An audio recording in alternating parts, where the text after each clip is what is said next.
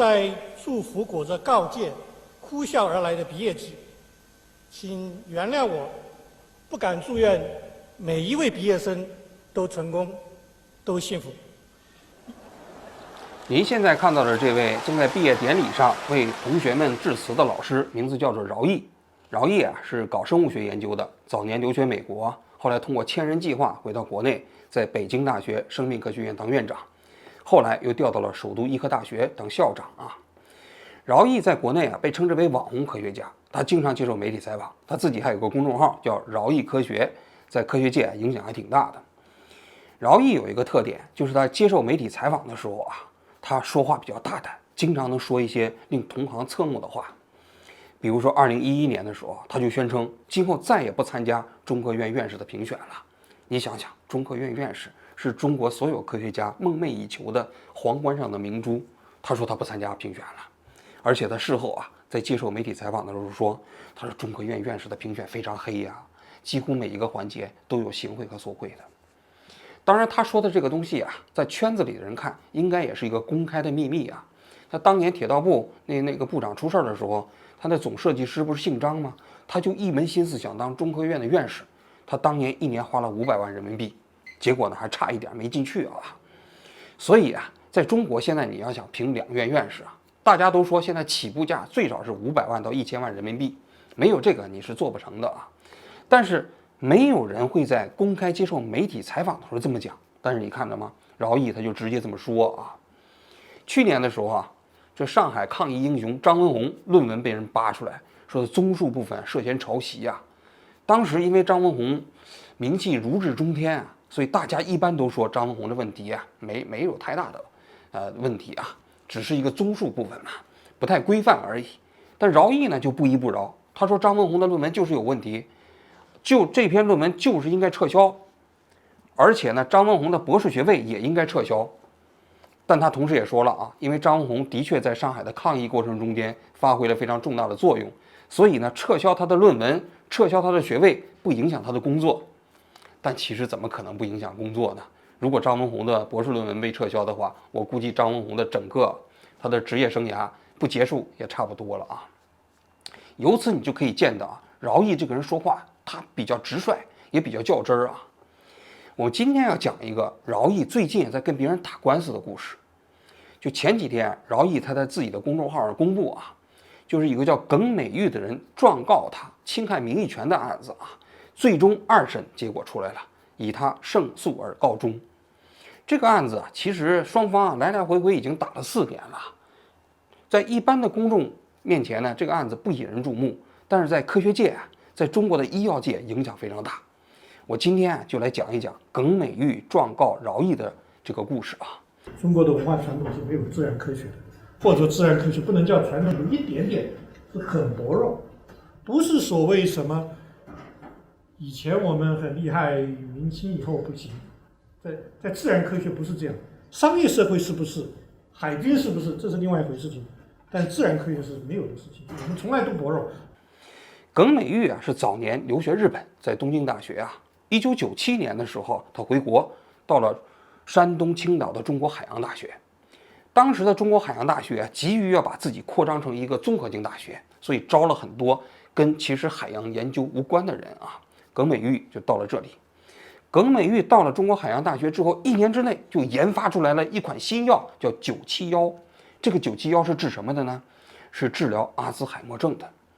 搞药物研究的人都知道，阿兹海默症啊是人老了之后的一种退行性病变。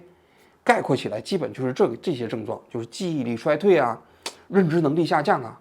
用我们普通人的话说，就是老糊涂了。你慢慢的，你就不怎么认识人了，等等。我自己的母亲啊，实际上在晚年的时候就得了这个阿兹海默症啊。这阿兹海默症啊，全球现在大概有5000万人。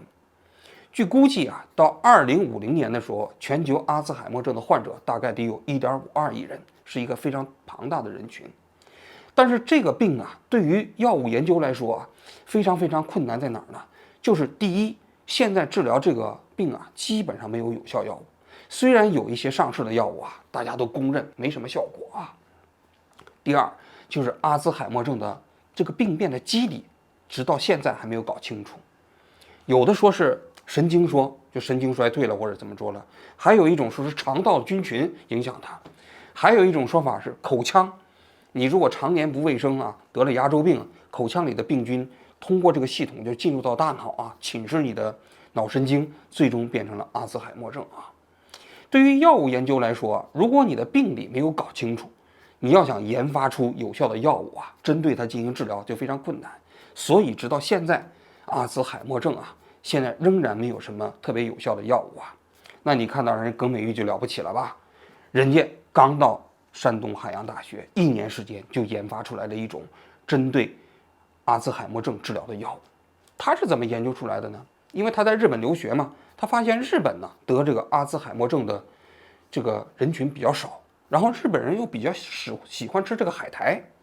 于是他就认为啊，这海苔中间一定有一种东西啊能够治疗阿兹海默症，于是他就在海苔里头提取来提取去，就提取出来的一种东西，他把它称之为971。过了几年之后啊，他就带着这个971的研究成果啊，就到了中科院上海药物研究所。上海药物研究所啊，有一个人物叫做丁健，丁健是他的课题组的组长。这丁健也是个人物啊，脑子比较活泛。很早的时候就在市场上跟其他人打交道，他就认识了一个人叫吕松涛。这吕松涛啊，更是一个人物啊。他原先是攀枝花钢铁厂的一名职工啊，1997年下海了。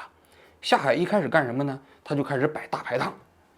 就是做麻辣烫嘛。然后呢，因为他自己啊是读过大学，好像是个哲学专业的啊，所以他一边在大排档给别人这个做麻辣烫，一边跟客人之间聊天。有一天啊，他接待的客人中间，他跟客人聊得非常好，客人就觉得他谈吐不凡呐，觉得他不应该只卖大排档，最后就给了他10万块钱让他投资。他用这10万块钱半年的时间，据说投资房地产挣了70万啊。这是媒体报道的啊，我也不知道他怎么能够半年的时间从10万就挣到70万啊。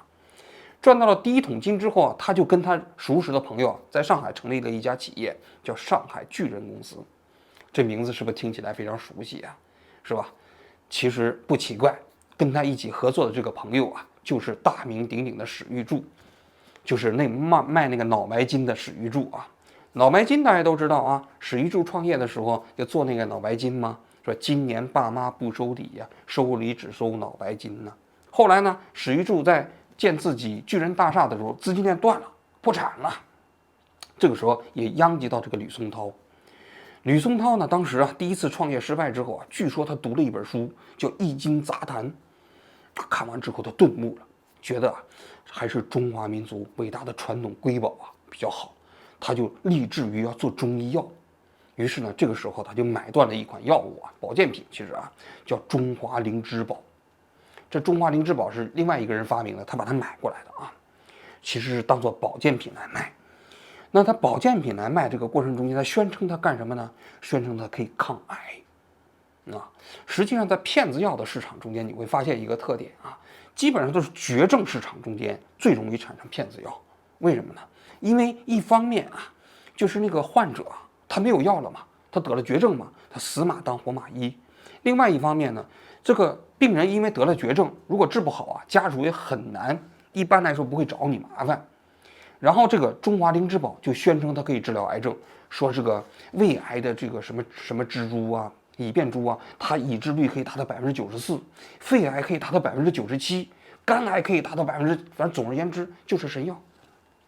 结果后来呢，就有人吃了他这个药啊，当时他宣称的一个检察官，他母亲得了这个肺癌，花了6万块钱买这个中华灵芝宝，结果呢3个月之后他母亲就死了。很多这样的案例其实就是个骗子啊，怎么可能中华灵芝宝就抗癌呢？是吧？后来这个吕松涛在这个过程中间就结识了丁健，丁健就在这个研究所里啊，天天帮他研究，说中华灵芝宝啊做了论文，就证明他的确抗癌。所以你看这2个人就合作在一起啊。后来在2000年左右，中国就取消了所有的健字号，就这个药物啊要不行了。吕松涛呢就灵机一动啊，跑到陕西，从别人手里头买了一个国药准字币的这个药品号，就把这个中华灵芝宝啊摇身一变，变成了一款中药，叫双灵固本散。这丁健呢就给他出论文，证明他的确抗癌。两个人的友谊就在这个过程中间越发的深厚啊。但是这个药啊上市之后啊，就基本上也没什么效，你想想嘛，然后卖的还非常贵啊。在2007年的时候，中央电视台打假，就找到了他们中华灵芝宝啊，什么双灵固本散啊，说的坑害消费者。一通打假之后啊，就是这个药基本上就市场上没人买了，然后这个吕松涛就跑到了美国。08年的年底啊，他又回到了国内，这个时候他又找到了丁健，而这会儿呢，耿美玉啊就正好携带他这个971的配方啊，这个药物啊，就来到了上海药物研究所。丁健呢就给这个吕松涛推荐，说你看我们现在这个971这个药物啊，已经做完了临床1期啊，你要不要搞这个呀？这吕松涛一看这个比较好，于是呢，就他们通过了一番复杂的资本市场的运作啊，就买断了971在中国的独占许可权。同时啊，在境外他们也搞了一家公司啊。然后呢，这丁健在上海呢，以非常便宜的价格，1块钱的价格受让了，就是绿谷制药啊，在上海海河制药中间的一个14%的股份，同时还有另外一家公司他们占有的19%的股份。基本上这么眼花缭乱的操作之后，新成立了一家绿谷制药。这家绿谷制药呢，耿美玉占股呢是16%，而剩下的84%呢是吕松涛所占股啊，就形成了三方这样一个利益的格局。而在这个不久之后啊，丁健就当选了中科院的院士啊。他当选了院士之后，权力就大了啊。双方就一直在开展这个971药物的研发啊。终于在2019年12月底的时候啊，971这个药物啊获得了中国药监局的有条件上市许可。The GV971 drug is jointly developed by a Chinese university, institute, and company after a 21-year study. This third phase of clinical trials is the last one before it can be sold on the market. 什么叫做有条件上市许可？我给大家补充一个信息啊。一般的药物你要做3期临床，你得证明你有效。1期临床是个安全性实验，2期临床是一个小范围实验，有效性实验，3期临床是一个大样本多中心这个双盲实验啊。你得所有的实验之后证明你有效才能上市嘛。但是我们国家的药监局呢，开了一个口子，就是说对于那些没有现在显著药物治疗的领域，以及非常紧急的领域内可以批准药物的有条件上市。什么意思呢？举个例子啊，比如说疫情期间，这个新冠疫情来了，我们都没有药物啊。这个时候呢，药厂紧急研发药物，如果你按照正常的这个周期，可能需要5年才能上市。但这5年期间怎么办呢？那大家不能天天都封城嘛，所以它就会简化这个程序。你比如说疫苗，它也会简化这个程序，它就有规定你这个数据它差不多的情况下，你就可以上市了。但是你在上市之后啊，你要继续补充进行研究，研究如果要是符合条件了，你就可以继续上市；如果不符合条件，再把它撤下来，这就叫有条件上市啊。美国和中国都有，这个971获得的就是这么一个有条件上市的许可，上市有效期是5年。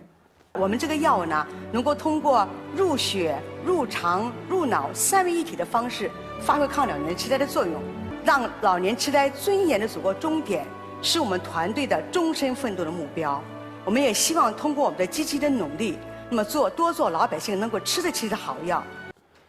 但是就在他们上市前夕的2019年的11月份啊，饶毅开始突然对耿美玉这个团队就发难了。饶毅先是举报这耿美玉啊，他们这个团队啊，这论文造假，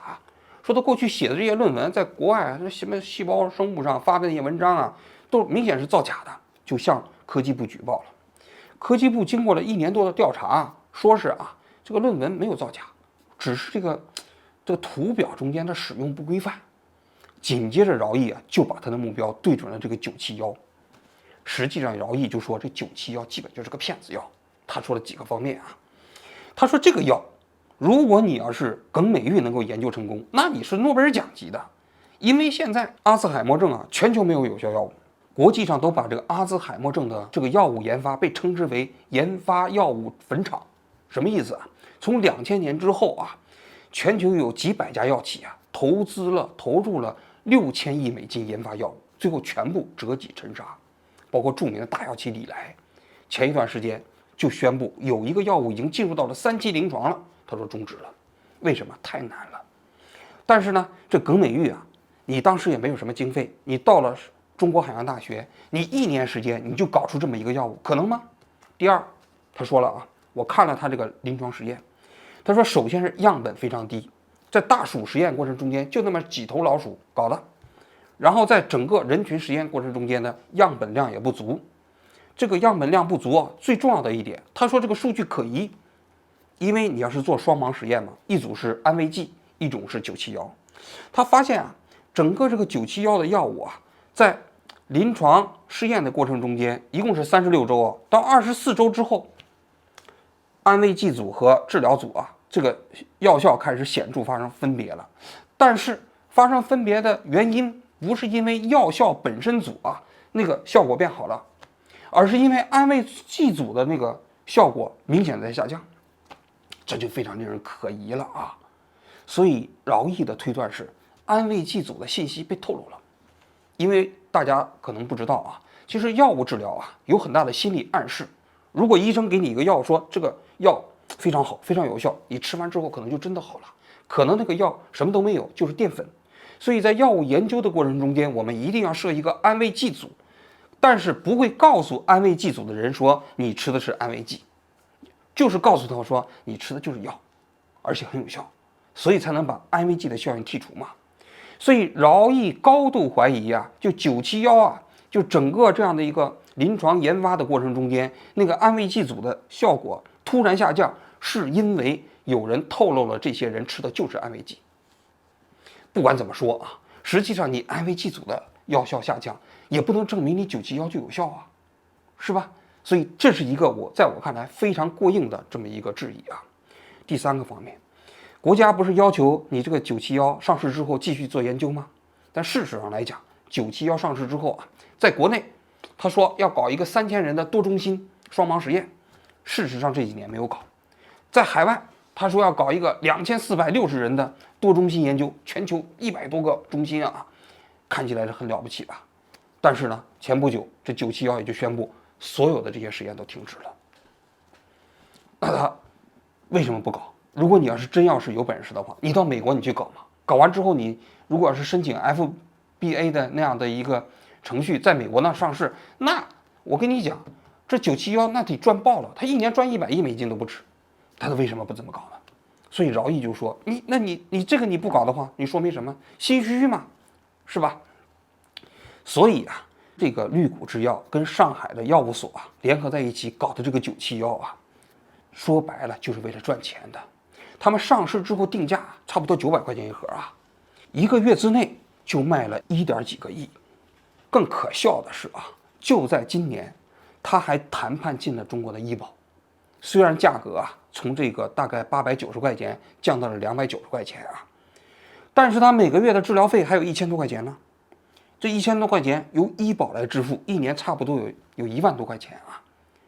一个完全没有什么疗效的药物，没有明确证据证明的一个有条件上市的药物啊，就以这种方式上市了，而且还进入了中国的医保目录。这就是中国今天药物研发上市审批的真实现状。但是我想在这个过程中，针对这个存在，也许是上天惠顾971啊，也许是971本身成就了绿谷。那么来讲，自从我们跟971签订合同以后啊，绿谷的销售额也是逐渐攀升，使得我们更有钱去这个什么呢？做这个971这样一个产品。我过去啊，在国内啊，因为做中药注射液的事情啊，我曾经得罪过医药行业里头啊的很多人啊。我当时曾经讲过，每一个中药注射液后面几乎都有一个院士，这背后是一个庞大的利益链。你想想，绿谷制药上市1个月，就是这971就卖了1个亿，这背后的利益有多大呀？说句心里话，我挺佩服这个饶毅的啊。大家都知道制药产业里头啊，这背后的这样的一个利益链，因为无非是坑国家、坑消费者嘛，最终赚钱嘛。但是饶毅呢，就偏偏要把它讲出来。有一点令人欣慰的是啊，最终这个耿美玉啊状告他这个名誉侵权的案子没有赢。耿美玉啊其实起诉饶毅啊并不要求赔钱，他就是要求饶毅必须在中国的报纸和杂志上连续15天，每天刊登道歉声明，实际上就是希望打掉饶毅的这样的一个嚣张气焰啊。但是最后上海的法院还是坚持了原则，他们判决的时候就说啊，他说科学研究本身呢，确实应该容忍一定的批评精神。首先，当时是饶毅举报，就是这个耿美玉论文造假，后来科技部虽然没有认定造假，但毕竟查出来了你论文中间的图表使用不规范，这是证据之一。第二，就要营造一个更宽松的环境啊，来允许大家进行批评和探讨。所以他的一审判决饶毅胜诉了，二审也维护了饶毅的这个基本权益啊。但我就在想啊，单纯靠饶毅一个人披马单枪啊，去跟这些利益集团斗争啊，显然不太现实。我之所以想讲这个故事，就是想把中国这些民营药企啊，跟中科院下面的这个体制合谋啊，搞这种假药，还能通过堂而皇之的中国药监局的审查上市，最后还能进入到医保目录，把这个事实啊给大家披露出来，让所有人都知道这么一个黑暗的产业链。饶毅啊，在北京大学这个学生毕业典礼上做的这个演讲，在业界影响非常大。他这里头有一段话，我觉得说的特别好。他一开始就讲，他说：“请原谅啊，我不会祝愿每一位毕业生都成功、都幸福，因为历史不幸地记载着，有人的成功代价是丧失良知，有人的幸福代价是损害他人。”在你们加入社会后，看到各种离奇的现象，知道自己更多的弱点和缺陷，可能还遇到小难大灾后，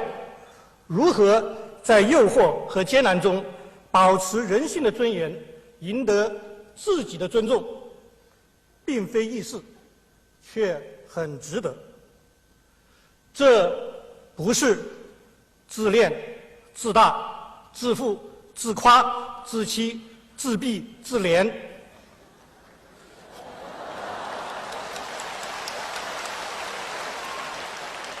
而是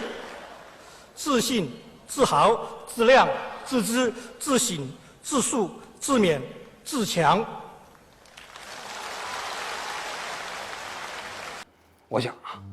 很多人都以为科学界是个净土，其实并非如此。在科学界能够坚持科学原则啊，弥足珍贵呀。所以啊，我今天要专门做一期节目，为饶毅啊大战971这种行为来点赞。我也希望能有更多的科学家勇敢地站出来，成为下一个饶毅。掌声有请2018科技盛典获奖人耿美玉。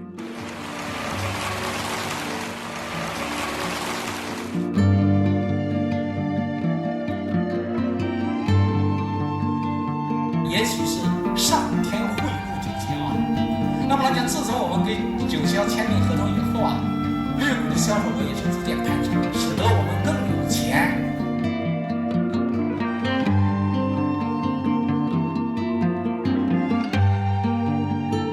因为历史不幸地记载着，有人的成功代价是丧失良知，有人的幸福代价是损害他人。